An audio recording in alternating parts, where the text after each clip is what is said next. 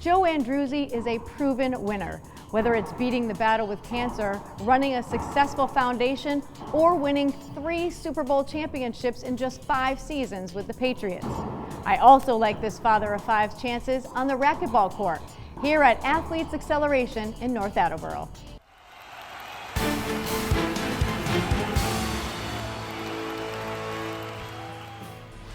Offensive linemen in the NFL don't always get the recognition they deserve. That was certainly the case for Joe Andruzzi during the early days of the Patriots dynasty as part of a group that allowed a young Tom Brady to flourish. After a short stint with Green Bay, Andruzzi's arrival in New England coincided with the arrival of Brady as well as head coach Bill Belichick. Tom was a 4th-string quarterback at that time, and I don't think they've held 4 quarterbacks on the roster since then. Ironically, Bill saw something in him that others didn't, and I guess we're still seeing it to this day. And he saw something in you as well. Yeah, he saw something in me through somebody and brought me in here. But it was the following season that many fans first got to know Andruzzi, and not just for football. His 3 brothers, all New York City firemen, were involved in the rescue attempts on 9/11. It was a tough week and a half for me. Once they made the great decision of canceling that weekend, I told Bill and I got to go to New York and be with my family, and he totally understood and agreed. He said, just keep in touch, and which I did, and then came back to work the following week, and still in a fog because of everything still going down in New York, and then knowing that we were playing the Jets the following weekend. So, getting through those emotions, and then having my brothers and dad. My dad was a retired cop. My 3 brothers are firemen. So having them out there at the 50-yard line as honorary captains and playing the New York Jets and the connections that we all had, and a lot of butterflies that game, probably more than any Super Bowl I played in. And being that's my family, and that's who I look up to. We're a close New York Italian family, and they are my heroes. That image just is ingrained in probably a lot of people's heads of you coming out of the tunnel with those flags in your hand. What was going through your mind at that time when you were coming out? And I know I heard that you just kind of found the flags, and it just came to fruition. It was incredible. That image is, a lot of people don't forget. I mean, it gives me chills just to talk about that image of you coming out, running out like that. Like, what's going through your mind as you're running out like that? A lot of things going through my mind, knowing my brothers are out there, and I was within probably minutes of losing one of my brothers. He was running out of Tower 1 when I fell behind him. First thought in my mind, I looked to my left before they called my name, and there was 2 flags taped to the wall, and ripped them off the wall, and held them high in the air, because people needed to come together as one again, and the unity that came together, and hopefully the first and last time we ever see the Patriots and Jets fans holding hands. It's true. But it happened. It's different, yeah. But that was also the game that Drew Bledsoe decided to run with the ball. And he met an old friend on the sideline, Mo Lewis, and nobody knew the severity of the hit, because Drew came back in a second and then sat out, went into the locker room, and in came this scrawny little kid named Tom Brady. He just wanted to smack a smile off his face, but knowing that he had to lead the group now, and lo and behold, we took it all the way to New Orleans that year, and and have a great picture of myself and my family holding up that trophy, because it was a long, grueling season. And obviously very emotional too. So with your win, I feel like the whole country kind of came together a little bit with that win, including you and your brothers, and just because they're a part of it too. So I mean, that was just amazing. That celebration must have been amazing. Oh, it was unreal. I mean, stuff like sometimes you got to pinch yourself at that moment, because at that moment it was like, okay, do we have practice tomorrow? What are we doing? Like, you didn't feel like the season was over. Of course, the party didn't end there. 2 more Super Bowl wins in 2003 and 2004 was a dream come true for Andruzzi. After 2 seasons with the Browns, he retired in 2006. But his story was just beginning. When we come back on Outside the Fame, we'll hear about Joe's life after football and the medical diagnosis that changed everything. And later on, we check on one of Joe's passions, the sport of racquetball.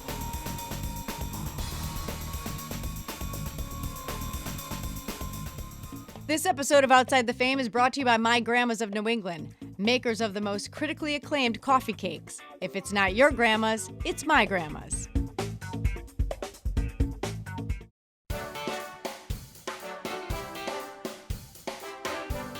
Three Super Bowls in 5 seasons. I mean, those are pretty good odds. Oh, very good odds. And I joke good. around when I speak to crowds and stuff, and I say, 2 great things that Green Bay did for me. They signed me as an undrafted rookie free agent out of Southern Connecticut, a big fat 0 bonus. They even took the pen back that I signed my contract with. And then they cut me in 2000 and got a phone call from Coach Belichick to bring me in and sign me to a contract. Okay, so Green Bay, you're saying let you go was this good thing that did it for you, but Bill Belichick did a really great thing for you in bringing you here. Bring me here, yes. Actually, I think Patriots fans are pretty happy that you came here as well. Well, that's good. Yeah. I'm locked here now. So yeah, now you are here. This a is New Yorker. Well, it's so that's funny, like New Yorker. Bostonian now. I know. Like, so do you call Massachusetts your home? Like, Yes. this is where you stay now? You raised your kids here and everything. Raised my kids here. My kids love it, and I'm still raising kids here. Yes. Yes. We had 4 at the time, and now we have 5. Yes. But blessing in disguise, and coming back here for medical reasons. Well, let's talk about the significance of May 30th, 2007. I got on a plane knowing I had either 2 types of cancer and flew out here to Boston and went to Dana-Farber straight from the airport and met with my doctor, and he looked at me and he said, we're not taking another test. You're already stage 4 and we're starting chemo tomorrow, 7 a.m. And it just like, bam, hit you. Like I knew I had cancer. I knew, somewhat of a type of non-Hodgkin's lymphoma. And I was on a clinical trial, so everything that I went through, I spent 50 plus days in the hospital. But my doctor was very good, and every once in a while, when my numbers got better, I was able to go home, but knew 24 hours later, 48 hours later, I was coming right back up to VFW and heading to Dana-Farber. They know special care and saying that this is the start of my treatment. So I was like, why don't you think about putting a port in or a PICC line? And I didn't want my kids were young at that time, and I didn't want them seeing Dad with wires coming out of his arm. Scary, yeah. I ended up going with the port scar here. Yep. And that's a lot of my connection when I go visit hospitals, and these kids just see a big fat guy walking into a room with some diamonds on his hands. I was going to say with some bling, diamonds and the bling and the scar. Yeah, they don't know, but they'll sit there and talk to them, and I see their eyes light up. I was like, holy, and like, you have what I have, and maybe not the same cancer, but cancer's cancer. That's relatable, and for sure. And that's why we, my wife and I, we think back when we started the Joe Andruzzi Foundation on how we didn't want to seclude to one area, one cancer. Somebody is looking down on us and wanting us to be the best person that we can for life and for your community and your families and individuals all around. So it's just one of those things where sometimes I got to sit back and think about how much it took to get to this point. But I go up every year for my checkup, and still cancer free, right? Still cancer free. Yes. Going strong. And the Joe Andruzzi Foundation was born in May of 2008, May 22nd, actually my wife's birthday, ironically again. But we could take my 3 Super Bowl championships, my survivorship, and this foundation, and pay it forward. Not just raise money and donate it to a research or a cause or something like that. We want to raise money and touch lives. Stay with us on Outside the Fame. We'll learn more about the Joe Andruzzi Foundation and how they found themselves at the center of another tragic day in U.S. history. But first, Joe introduces me to the fast and furious sport of racquetball.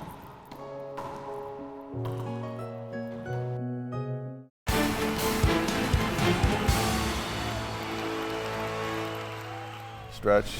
I'm already warmed up, so. You're warmed up. All right, I'm ready. I'm ready. I'm Hamstrings. All right. Maybe a little arm swing. All right, get get me in swing there. ready. Show me how to hit. Show you how to Ready? hit. Let's serve it up. So I started way back in high school.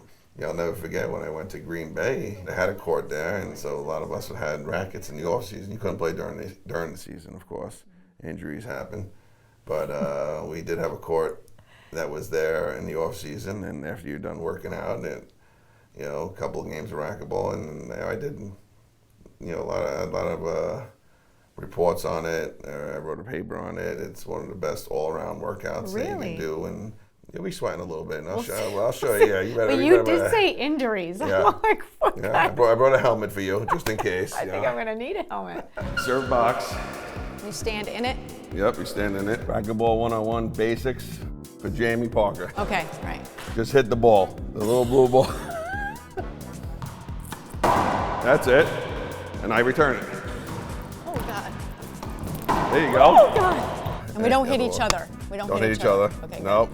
There you go. Now it's gonna come back to you. No, Come get it. Come get it. Oh. I just totally missed it. You can hit all walls. You can hit the back wall, but if it bounces twice, it's out.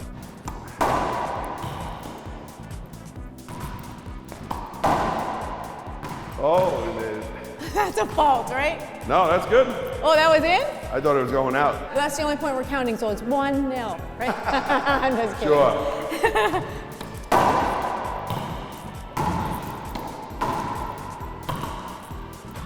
Oh, God. Oh, That backhand is hard for me to do. Hey, keep practicing. Now, what should I? Oh. Oh, there you go. See? Oh, made it. Got it. No. Oh, no, oh, no. Oh, that's bad. I tried to do the double backhand with both hands. Oh, you tried to swing like a tennis player. Yeah, it wasn't really working either. Safety goggles. These are a necessity. Okay, wait, I got some too. Yes. Oh! Nice. Is that 2-0? No, I just You only get a point when you serve. Okay, I'm just kidding. Sure, I don't need the bubble wrap. I'm feeling like I might need it. No, I promise I won't hit you. Oh, you got it. You could have ran me over. I'm not a defender. Look at me. I'm not a defender. I'm on the same team. We're on the same team.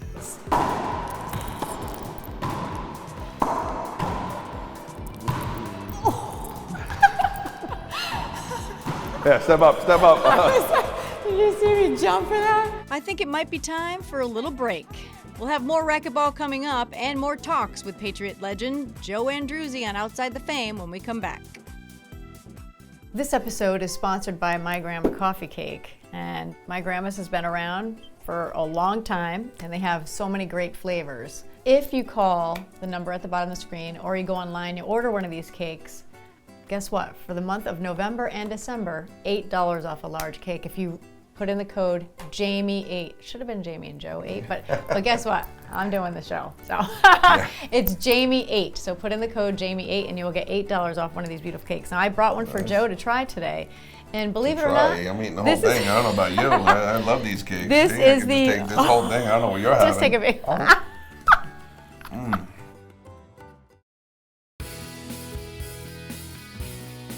All right, I'm here with the founder and president of My Grandma's Coffee Cakes, Bob Cates. Bob, let's just talk about some of the recipes. It started off with the cinnamon walnut as being the OG. But, it was. Tell me about all the other ones you have. Well, we started peeling Granny Smith apples, fresh apples, and we put them in the middle of the cake and on top of the cake. That was our second cake. And actually, our ninth cake, believe it or not, because of number 9 in Boston, was the Ted Williams All-Star chocolate coffee cake, and it debuted at the All-Star game at Fenway Park. We're only making that certain times of the year because it's very, very intense to make it and get all those quality cocos and the special grades of chocolate. So we make that usually from September until April, and then we stop making them. Which one is the most popular? Oh, well, first I'll tell you mine. As much as everyone loves the cinnamon walnut, we call that the starter cake. Yep. Starter. We use my pineapple coconut, the pineapple coconut we created. Really? Oh my God, I dream about it. And I don't know if you folks have never tasted pure bourbon vanilla before, but every one of our cakes is made with pure bourbon vanilla. And if you've ever heard the term the cream rises to the top, we use the cream that rises to the top. It's called cultured sour cream. It's twice the price, but you know what? Our customers are worth it, so we'll spend it on ourselves. You'll always get that quality in every bite, we guarantee. And because Bob is joining me, everyone, I just want you to know that he has extended the lovely Jayme 8. So $8 off one of these beautiful large coffee cakes. You can get all through the month of January, right? Yeah, it's the biggest offer we've ever had in the history of our company for a large cake. That's good. Yeah. I don't want to gain 3 pounds in one day. No, freeze it. You'll be okay. There we go. I like the one slice at a time. There you go. Back to racquetball as Joe Andruzzi and I decided that maybe doubles would be more my speed.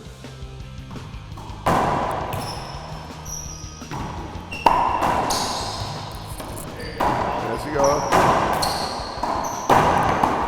Oh, missed it.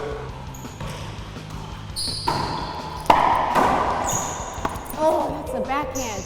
Let's switch sides. I just can't get that side.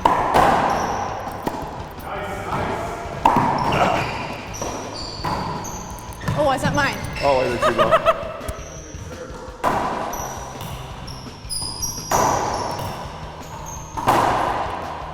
Oh, this is. Oh, Steve Wright! Oh, Ace!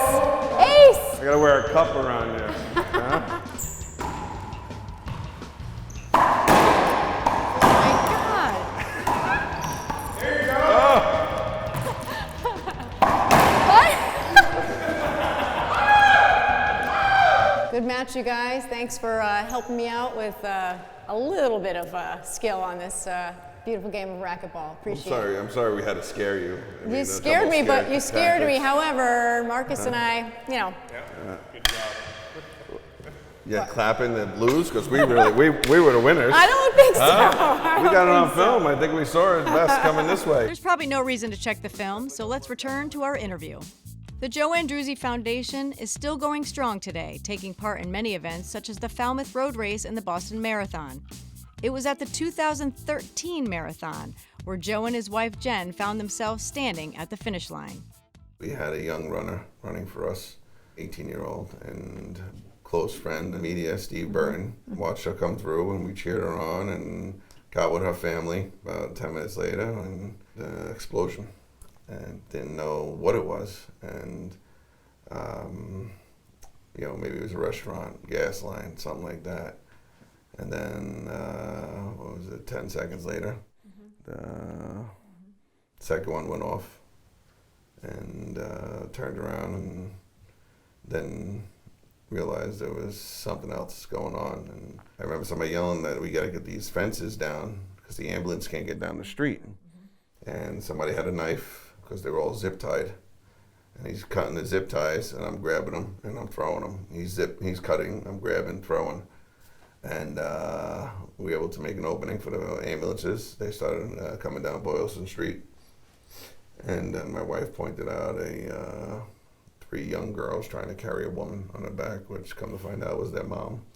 And I ran over and I said, let me help. And I don't remember much. I just remember the girls yelling at the camera guy who took the picture, stop taking pictures of my mom. Aww. And I just grabbed her, picked her up, and, brought her over like a block away. There was an ambulance on a corner somewhere, and I put her down and sat with them and tried to calm the girls down, and made my way back to the back alley, and that's when I found out that the second bomb site was our watch party. And the back door, there was a pile of blood sitting there. We had our runners' families, we had cancer patients, we had our board, our staff, friends, families, and not knowing whose pile of blood was sitting out there, and my heart just jumped in my throat. Turns out that no one in Joe's watch party was seriously injured. The blast went towards the street. Some more of the bystanders that were going that were watching by the fence got hit and hurt, and come to find out that Heather Abbott was walking into the restaurant. Find out that was her blood in the back, and all of a sudden I'm sitting there. We just wanted to get home to the kids. We waited for stuff to die down a little bit, and we got to our car. We walked to our car and got home and gave all of our kids a kiss goodnight. I feel like you could have been a first responder like your brothers.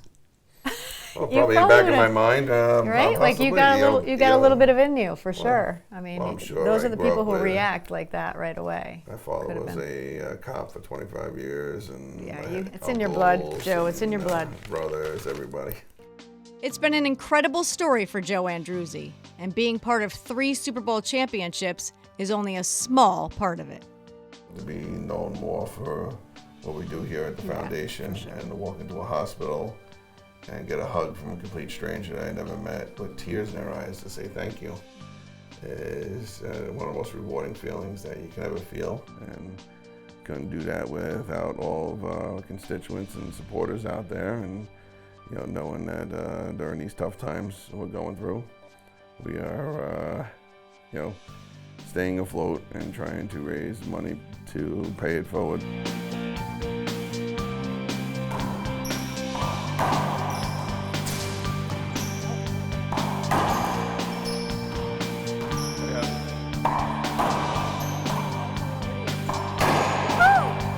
Nice, Marcus. Wow. Yeah, let's not get into it now. Joe just told me just to hit the ball. Jamie's gonna run out of the room. This episode of Outside the Fame is brought to you by My Grandmas of New England, makers of the most critically acclaimed coffee cakes. If it's not your grandma's, it's my grandma's.